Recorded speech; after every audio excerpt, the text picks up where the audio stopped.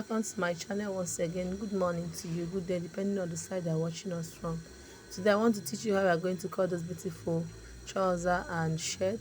So the only thing you need to do for me is to pay attention. So this is the full length. The full length is 39. Then I will add extra 2 inches sewing allowance, making it 41. So minus 2 inches I got my full length, then minus that 2 inches I also got my flap, which is 10 inches.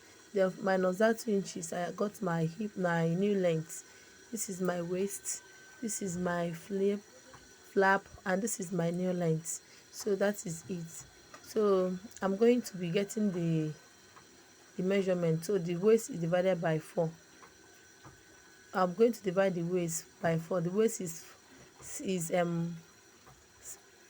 36 divided by 4 is going to give me 9. Then I'll add extra 2 inch extra half inches for sewing allowance. You know, in trouser we don't normally put allowance much. It's just half inches allowance that we normally put. So I will just mark my 9 inches, then I'll add extra half inches for sewing allowance. That is 9.5. So this is my flap. So why I'm drawing this line here is because this side is not straight, so I want to draw a straight line so I can know where I will be taking my measurement from. You understand? So that is it. So this is my flap, that is my couch. So I'm going to divide it by 4. My couch is 27 divided by, sorry, by 2, not by 4. The only thing you divide by 4 in trouser is just the waist.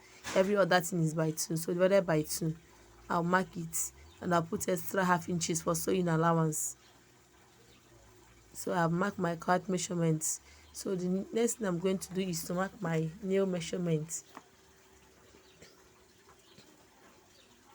So, and as I said before, that the only thing you divide by 4 in trouser, be it knicker, be it trouser or palazzo, whatever trouser, depending on the trouser that you're cutting, it is by 2, except the hip, the waist. The waist is the only thing you divide by 4.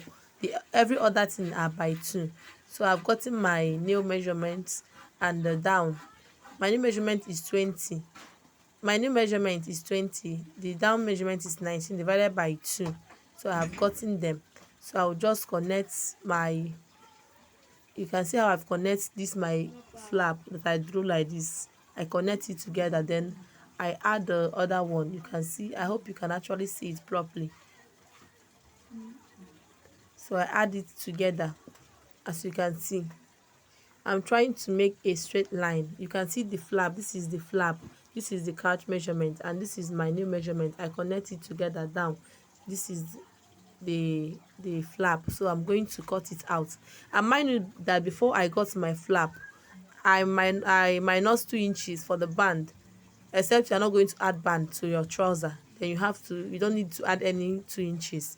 You don't need to minus any 2 inches. But as long as you're going to add band, you're supposed to minus that band before you get whatever you're getting, because if you don't minus it, you're going to have a longer flap. Your flap is not going to be fitting on you. It's going to be very long.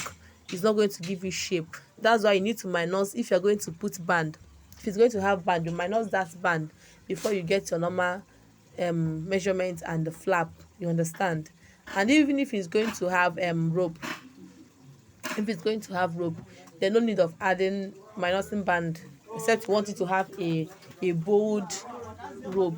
You understand? But if it's not going to have a bold rope, no need of adding minusing that band allowance. So that's why it is very, very important that if you are going to add band, that you minus that 2 inches band. Very, very important, because if you don't minus it, you are not going to like the trouser. The outcome of the trouser is going to, the flap is going to be very, very long, and it's not going to be fitting on the person, or even if you are the person wearing the trouser. So you can see I'm done cutting this. So I'm going to use this one to cut out the back side. You understand? So I'm done cutting the front side. I will be cutting out the back side. So please, if this is the first time of seeing my video, you are welcome. And if you haven't seen my video, thank you so much for always stopping by. Do well to subscribe to my channel, like, so that anytime I upload a video, you'll be first to be notified.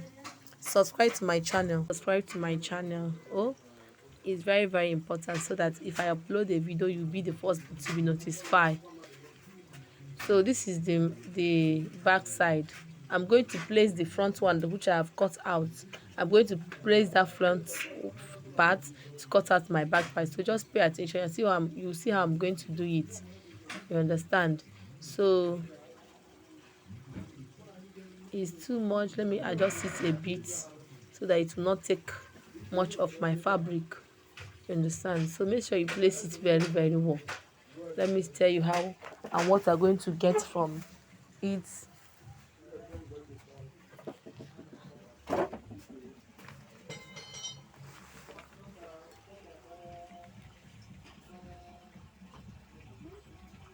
So just place it like this. Then you indicate your flap by drawing it a straight line so that you know where the flap, the mouth of the flap is facing. It's very, very important. Just indicate it. Then after indicating it, you get 2 inches. You add 2 inches from the flap. If the person is fat, very, very fat, you can actually add 2.5 inches. And if the person is just normal, moderate, 2 inches is okay. And if the person is very, very slim, you can actually make it 1.5, as in, let me say, as slim as 1.5 inches is okay too. So just add 2 inches from that flap. Then from the waistline, you can actually make it 1 inches, depending on how the person is. If the person is huge, she has waist, you can actually make the from that weight you can make it 2 inches as well. But if the person is just moderate, 1 inches, 1.5 is okay. So from this side, the downside to the nail length, half inches, because if you add more than that is, yeah, when you wear the trouser will not, we face this one, if we face this side, it's not going to be okay, it's not going to be nice, it's not going to come out nice. So from this side, that side that you are seeing, that's nail side to down, you add half inches. It's not supposed to pass half inches, you just add half inches. If the person has bottoms, you can actually make it from the waist side 2 inches. But if the person is just okay, and make it 1.5 inches. So you can see it. I'm going to cut this out.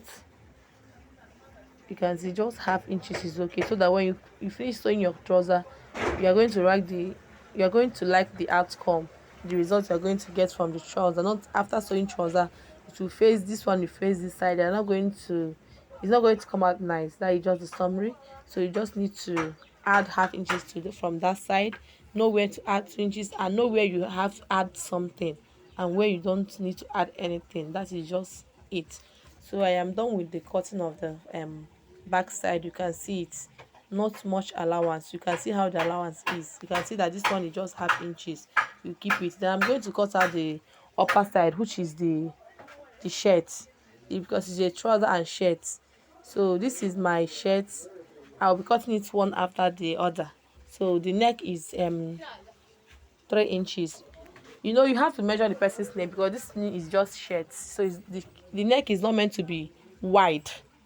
It's not meant to be wide. So you have to measure the person's neck to know the if it's going to be 3 or 3.5. Don't just guess. Measure the person's neck. So you just minus the button allowance you are going to fold in. Then from that button allowance, I got my neckline, which is 3 inches. My shoulder is 14 divided by 4.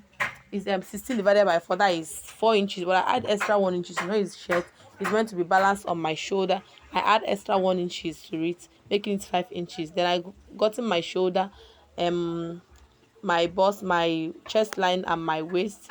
It's the bust measurement is 40, the under bust is 40, the waist is 40, because you know it's a shirt. It's not going to be tight, it's just going to be free and fit, as in just going to be, you know what I mean, because it's shirt. So that is it. So just connect what I have marked together like this. Then I will just connect my shoulder to my armhole length. Just connect my shoulder to my armhole line. Just connect it together. Then curve it. If you have French curve, fine, but if you don't have, you can actually use your hand and curve it, but it's best if you have French curve. So you understand? So this is my shoulder line, this is my neckline, and you have to slit the shoulder by half inches. I'll bring down the neck by 1.5 inches. The neck, that is the neck. Now you bring it down by 1.5 inches, then you curve it with your French curve or your hand. Then you slint the shoulder by half inches. You can see it's as easy as you are seeing it now. Very, very easy. So when you finish cutting this, you have to indicate, you have to notch the button allowance, so that will not make, you know where the button starts from, so that when you are folding it, you know where the folding will stop. So that is why you need to notch the button allowance after cutting your material out. After cutting it out, you notch the button allowance to indicate where the button will start from and where you are going to start sewing the button allowance. It's very important to do so. So this is it. I'll just slit my shoulder by half inches.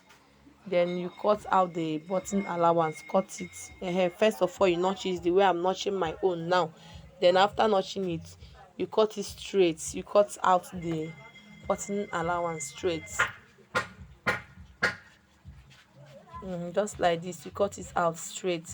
Then after you iron it, then you fold it. When you are sewing it, you fold it very, very well. Okay. So just cut. You can see I've cut I've cut it out. This is my button allowance, and I'm going to go ahead to sew it like this. You can use your iron to tap it. So the next thing I'm going to do is to, I'm not cutting out the back side. So I have not cut out the back side. So I'm going to fold my fabric so I can be able to cut out the back side. But first of all, let me cut out the sleeve, the hand. You understand? So I'll cut out the sleeve length. So I'll cut it together. The both hands, I'm going to cut it together. So just fold your material into four. I'm folding my material into four so I can be able to cut out the both hands together. You understand? So just fold my material into four. It's not going to be enough for cutting it together. I'll cut it one by one, because if I cut it together now, it's not going to be enough. So okay, still the same thing, pay attention to. So I'm going to bring measure the full length of the person is 10 inches, and I'll add an extra 2 inches. That is making it 12 inches because I'll be folding it. That is folding allowance. So I've marked my length. Then I'm going to curve my armhole. This armhole I'm curving, some people do ask if the armhole has measurements. Yes, armhole has measurements. You can measure your armhole, you understand, but me, my armhole is usually that kind of, let me say, let me say 10, 11 inches if I fold it like this and curve it, you understand. So armhole do have measurements depending on if you want to measure it, but me, I don't normally measure my own because I know the exactly what I want. So you can see it. Then this is it. I'm done cutting it. So the only thing I need to do now is just to fold the downside, iron it, then add it to my fabric. This is the hand, you understand. So I'll be using this to cut out the second sleeve, you understand. So I'll just place this to cut out the second sleeve, my second sleeve length, so you can see it.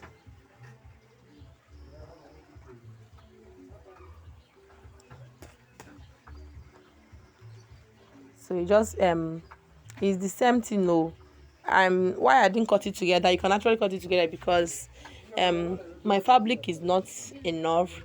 That's why I cut it this way, one, you understand. So but if you can actually cut it once, so after cutting this, you notch it where you're going to start joining the hand.